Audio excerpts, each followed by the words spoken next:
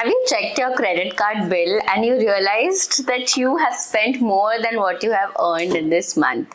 Oh my god, the bill has now become significant from buying insignificant things. So now I take my buying decision via a small matrix that I've developed. It evaluates the use case, the duplicity, and the frequency of the usage that I'm planning on. This has brought a new perspective to all my mindless purchases, and I have saved quite a bit in the last few months. On top of that, women pay so much for new things, and so many consumer products target women that they don't even understand that they are paying so much on the basis of their insecurities. Instead, you could save all of that and invest for a better future. So let's start right away on the first thing. First thing is expensive cosmetic items.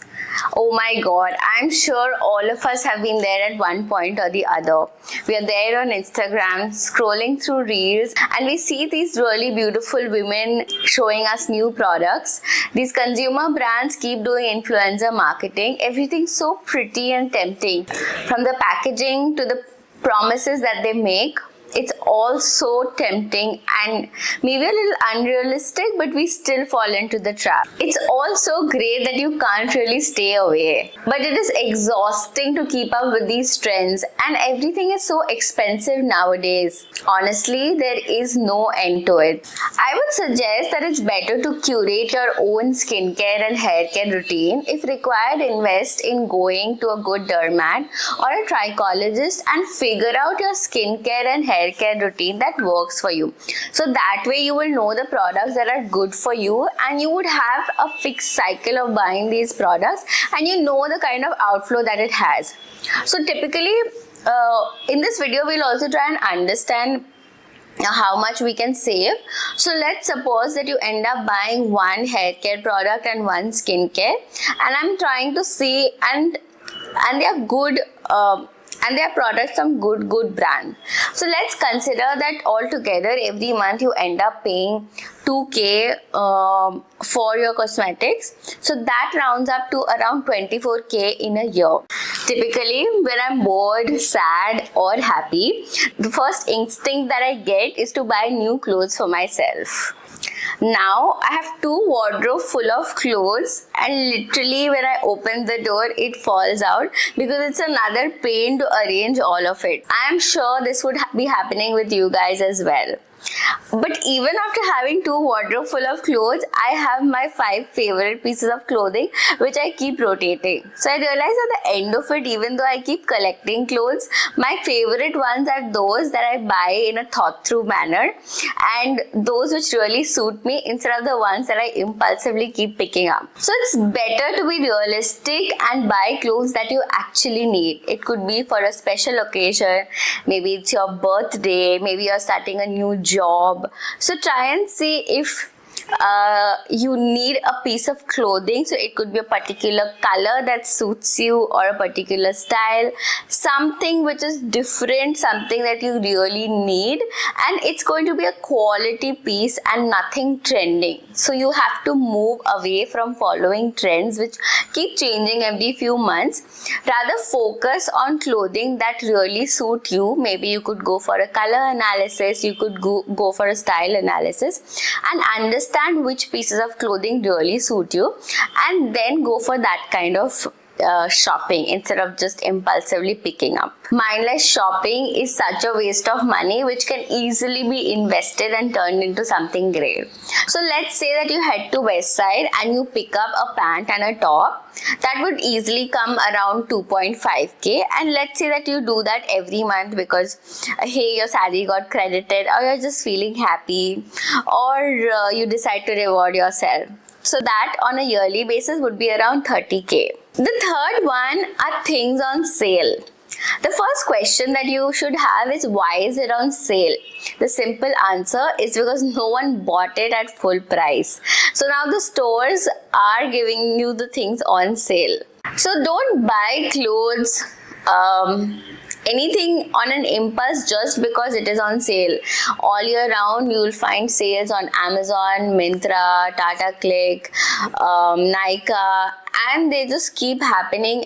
And when you buy something on sale, you would usually buy on bulk, so that's also a lot of expense. So the one thing that you can invest during a sale is probably gold jewelry. So they will give you a discount on the making charge, and that of course you will require on a long-term basis, especially for Indians. So you could invest on that. The second thing is the cosmetics bit. We realize that we should not buy cosmetics on an impulse basis, but when you have a fixed set of skincare, hair care routine, and you know what you need all year round, just spend on your regular things so that you get a straight up discount on your MRP. The third thing is go for travel discounts. Life is all about collecting experience rather than things, right? So instead of buying unnecessary things that will just clutter your house, go for travel discounts. They will give a 1+1 free. If you check Thomas Cook, you would get holiday discounts, etc., etc., flight discounts. Indigo does their single day discounts, etc. So be on the lookout for them and buy travel experiences which are there on discount. So if I were to estimate this, let's say that every quarter there is at least one sale that is there. So there are 4 quarters in a year. You end up spending around 5k on each of these sales. So that will be across 3 months, you're spending 5k on each of them. So throughout the year, you would be spending a minimum of 20k. The fourth one is ordering in food. This is so dangerous for your health as well as your wealth, we will see. So essentially Zomato and Swiggy have literally taken over our lives. While using it for Instamart and quick commerce delivery is still okay, but using it for food is not good at all. You don't know the kind of oil, the kind of ingredients, the meat, etc. that is being used. So from a health perspective, it's definitely not good. Ordering junk food has never been easier, and all of us are hooked into having delicious, oily, unhealthy food which arrive within just 15 minutes at your doorstep. You'll soon realize that the cost of the food is higher, the amount of food that they give is lower, and on top of that we pay delivery charges. Most folks I know order from restaurants at least 3 to 4 times a week. It may not always be biryani, it could be something simple like dal rice also, but you do end up ordering. My suggestion would be that to experience the ambience and a social event, you go out with your friends and family once a month to a good place, so that you're creating memories instead of just ordering in to your place. So for example, if we take an ARPU at the lower end, which is your ticket size per order at around 250 rupees, say there are 4 weeks in a month, and you order 4 times in a week, so that's 16 into 250, around 4,000 rupees. So that's around 4,000 rupees in a month. For a whole year into 12 is 48k per year. My God, that does sound significant, right? The fifth and the last one that I would say is having expensive coffee.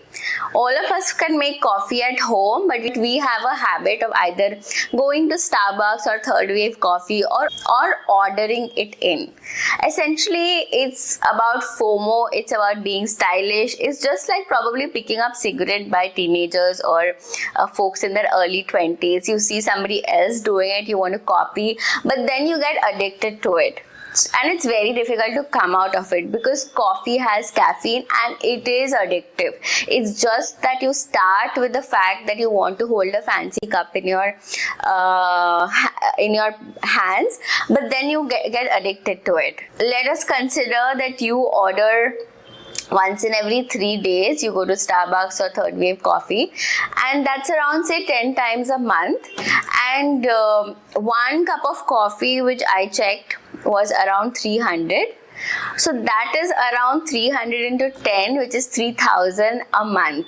So overall, in 1 year, you would be spending around 36k per year on coffee. So if we list all of this, we would get around 1.58 lakhs per year, which we are investing on completely useless, sort of avoidable expenses that we have. Instead, if you could just invest this in mutual funds, you would have 1 crore by the end of 15 years.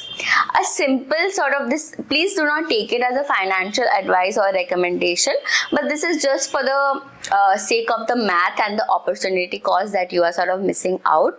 If every year, if you could invest this amount, say 40% in small cap, 30% in mid cap, another 30% in large cap, with respective returns of say 18, 15 and 12%, you would have an annual weighted return of around 15.3%. If we use an SIP return calculator, you would realize that 15 years later, this would approximately be around 1 CR. So if you start avoiding these expenses at the age of 24, when you say start earning, and you avoid all of this by the age of 39, just by not spending on such things, you would have 1 CR. So as soon as you see this video, pause, take a breath, look at all your unnecessary expenses, and then figure out where you can invest, so that instead of spending money and just making it an expense, make it an investment so that you have a better future.